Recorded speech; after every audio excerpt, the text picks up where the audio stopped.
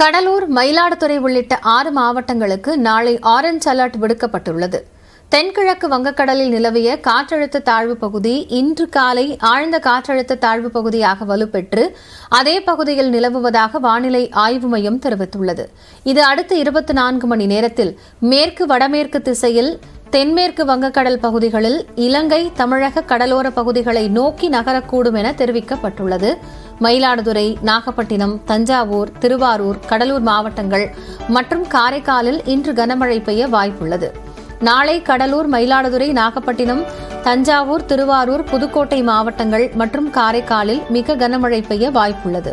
இதேபோன்று கள்ளக்குறிச்சி, விழுப்புரம், செங்கல்பட்டு, காஞ்சிபுரம், சென்னை, திருவள்ளூர் உட்பட 11 மாவட்டங்கள் மற்றும் புதுவையில் நாளை கனமழை பெய்ய வாய்ப்புள்ளது. நாளை மறுநாள் தஞ்சாவூர், சிவகங்கை, புதுக்கோட்டை மற்றும் திருச்சி மாவட்டங்களில் மிக கனமழை பெய்யலாம் என தெரிவிக்கப்பட்டுள்ளது. கோவை, திருப்பூர், சென்னை, திருவள்ளூர், செங்கல்பட்டு, காஞ்சிபுரம் உள்ளிட்ட 21 மாவட்டங்களில் நாளை மறுநாள் கனமழை பெய்யலாம் என்றும் வானிலை ஆய்வு மையம் தெரிவித்துள்ளது.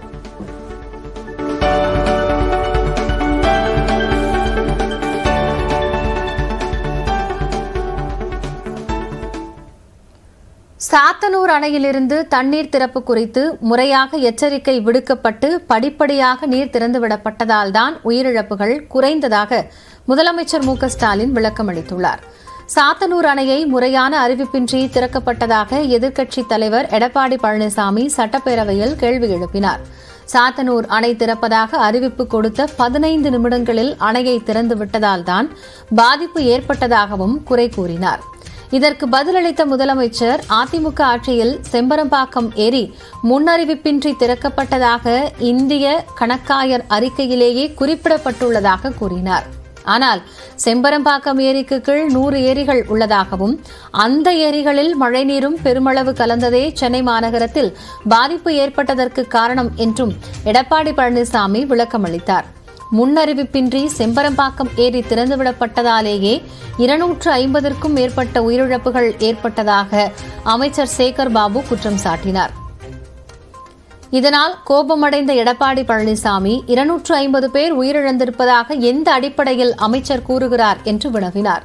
ஒரு பொய்யை திரும்ப திரும்ப பேசி மெய்யென நிரூபிக்க முடியாது என்றும் எடப்பாடி பழனிசாமி தெரிவித்தார். அதைத் தொடர்ந்து பேசிய முதலமைச்சர், சாத்தனூர் அணையில் இருந்து படிப்படியாக தண்ணீர் திறக்கப்பட்டதால் தான் உயிரிழப்புகள் குறைந்ததாக விளக்கமளித்தார்.